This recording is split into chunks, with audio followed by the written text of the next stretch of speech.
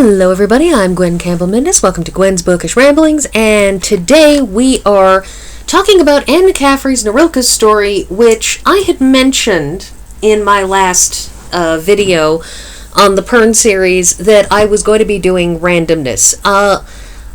I don't recall now if I've said this before, but I intend to read these books in whatever order they come to hand, whatever order I happen to feel like at the time when I look at my bookshelf.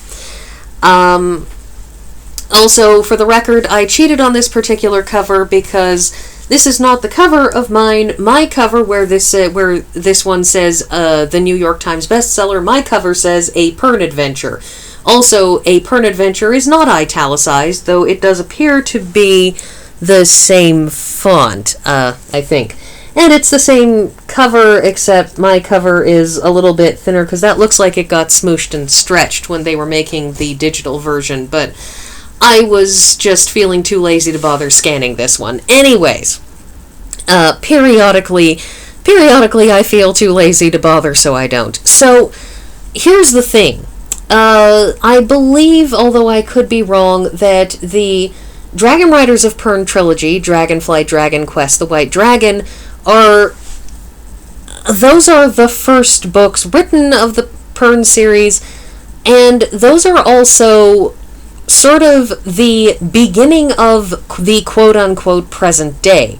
It's kind of like the Arrows of the Queen trilogy in Mercedes Lackey's series, that you have those are sort of where our story starts, and everything else that happens before or after this is happening around those sort of 9 centerpiece books. That is the Arrows trilogy, the Winds of Fate trilogy, and the Mage Storms trilogy. That those are sort of, those 9 books make up the core of what's happening in Valdemar. In the case of the Pern series, Dragonriders of Pern trilogy. Nerilka's story, however, is not in order, and more than that, this is a Lower Decks episode. To those who may not know what a Lower Decks episode is, a Lower Decks episode is what happens when you have a series like Star Trek, where you have a bunch of people who are the main cast, and you see those people every week, and then all of a sudden one day they decide to make an episode that is about a bunch of ensigns on the lower decks who are not involved in the decision-making, who don't understand entirely what's going on, who are basically background characters watching the lead characters be the lead characters and do the thing of being a lead character. It's a way of expanding a universe to remind you that there are more people in that universe than just our lead characters. In the case of Nerilka's story, you have a rare mention a couple of times in the Dragonriders of Pern trilogy of the story of Moreta's ride. That there is this Queen Dragon Rider named Moreta. At some point in the past, she did some kind of epic ride thing, and she has been immortalized in song and history. So, at some point, between the 1970s publication of the Dragonriders of Pern trilogy and 1986, when this book was published, Anne McCaffrey had decided to fill in that blank and to tell us Moreta's story. It is a tragedy. And then we come out with Nerilka's story. This isn't a novel. This is really a novella. It's very short. But what it is it's a Lower Deck story. It's taking place at the same time as Moreta's ride, but it's with somebody who has basically nothing to do with Moreta. That she sees Moreta once in passing in the background. That she comments idly she might have liked to see the woman more, have a chance to actually speak with her. She does wind up having conversations and a relationship with Alessan, the Lord of Ruetha, who is, a central character in Moreta series, but Nerilka is virtually non-existent. She may have a single mention, And so what we have here is a story of a non-dragon rider, somebody on the ground, in the background, and very much in the background. Nerilka is not somebody who's at the forefront, in the center of world-shaking events. She's just one of the people on the ground doing their best to get through the day. Here's the thing. This book is a book that would accidentally, it is accidentally far too topical, although thankfully I didn't think to do this a couple years ago, because that would have been way, way too topical. And that is because both Moreta and Nerilka's story take place during the Great Plague of Pern's past. That is, a illness strikes, first appearing at a couple of gathers, that is, big public fairs, and rapidly spreading through the population. And thousands upon thousands of people die, and everybody is desperately spinning around trying to find some way to treat this, trying to isolate people before the sickness spreads. An interdict and quarantine is placed on Ruetha, which is one of the epicenters of where this all came from. And Nerilka's story is, as I said, somebody who is on the ground during this. Now, Nerilka is one of the many, many children, the so-called Fort Hold Horde, of Lord Fort Holder Tollecamp. And the start of the story is Nerilka talking about how angry she was at the time that her parents and several of her siblings left for Ruetha and left her behind. She was angry because she had been fostered out, fostering being something they do a lot on Pern, and her foster sister was somebody that she was extremely close with, had wound up marrying a lesson. Her foster sister had died, and basically Nerilka wanted to go to Ruetha. She wanted to meet her foster sister's husband. She wanted to see the place where her friend, this woman that she held such a deep affection for, had lived, where she had been. She wanted to go and this would have been her opportunity, and her parents told her no and made snide comments about how, well, then a lesson won't want to see you, and it's like they had no sympathy. And her mother and sisters die in Ruetha in the initial stage, in the initial surge of this plague. And her father dragoons a dragon rider into bringing him back to Fort Hold, which, Nerilka is incandescently furious about, because,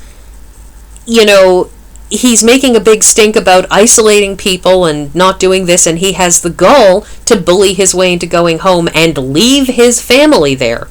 And then has the extra gall to bring his mistress and her family into the hold after he's kicked up such a big stink about quarantining Fort Hold from everybody.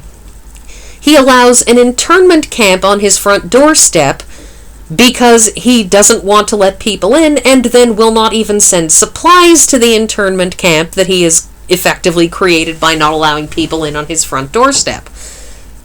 So, Nerilka, who is furious about being bullied by a woman younger than herself, by all of her father's actions, finally loses her temper, collects a bunch of supplies, and because she did have a lot of training in nursing through her mother, through a whole bunch of other things, basically makes her way into that internment camp and starts working with the sick. Also, one of the things that would have been very political and I wouldn't have wanted to talk about 2 years ago, is the fact that one of the big things that happens in the course of this series is, in the course of Moreta's story, is a desperate bid to get everybody a vaccine in order to prevent, further spread of the illness. That if you can get everybody vaccinated, then people won't get sick again. And Moreta's ride is Moreta basically on a final leg of this, doing a heroic single-person delivery of all of these supplies to make sure that everybody gets vaccinated so that, it gets done all at once right away. Well, Nerilka winds up after some adventures at Ruetha, and helping a lesson, because it turns out that the Great Plague can be transmitted to runners, that is, horses. Horses have evolved and are no longer horses, and they call them runners, and oh my goodness, I forgot. There are illustrations in this. They're interesting. This is Nerilka on the left, and the mistress on the right, having a minor face-off about things. This is so obviously stolen from previous Dragonriders of Pern illustrations, from previous Dragonriders of Pern covers, I can't even, but that's fine. And this is the climactic scene, in a way, of this book, because Moreta Dragonlady of Pern ends with Moreta going between. Alessan, Lord Holder of Pern, had started having an affair with her. His wife had been dead, and Moreta sort of was a final step in getting over the grief of that loss.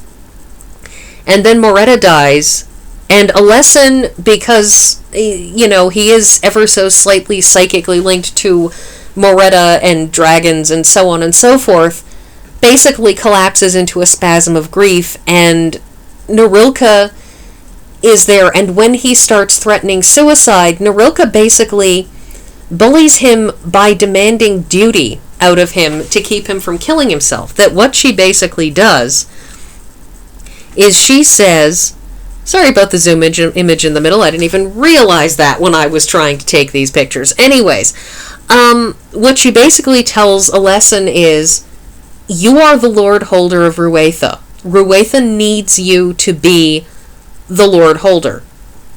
And as one of your subjects, in effect, one of the people who look to you as Lord Holder, I demand that you not kill yourself, that you not give up, until you have provided an heir for Ruetha, until you have a legitimate heir that, will be able to take over, so the bloodline is interrupted, so the line of succession isn't problematic, so this hold doesn't get taken over by one of the other Lord Holders trying to find somewhere to put one of his kids. Until you do that, you have no right to kill yourself. But, if you're fine with your hold going to hell because you've given up, fine, then I'll help you. And Alessan is stopped.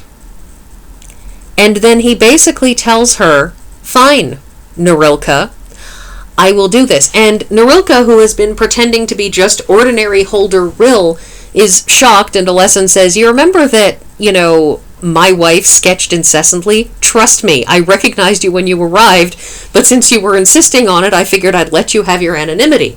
But you are the Fort's Lord Holder's daughter, you have an appropriate bloodline. Fine. Well, let's get married right now. We'll get married, I will get you knocked up as soon as possible, and you'll have that kid, and then I can kill myself. And Nerilka, she goes along with it because, anything that will keep him alive, because Suriana, his wife, her best friend, her foster sister, wouldn't have wanted him to do that. Moreta probably wouldn't have wanted him to do that either, and every day that you keep someone who is suicidal from killing themselves is another day that you may talk them into not wanting to kill themselves at all in the first place. Anything you can do to buy time. And that's what she does. She buys him time, she marries him, and eventually it works out. And she finishes the book by saying that, it didn't start auspiciously, but now he does love her. He has come to love her, and she is hopeful, and is hoping that it is time to end a story that began in sorrow and ordeal and has ended in a deep and lasting happiness. May it be so for others. which is a wonderful, wonderful end, and that's all, and I will see you next week.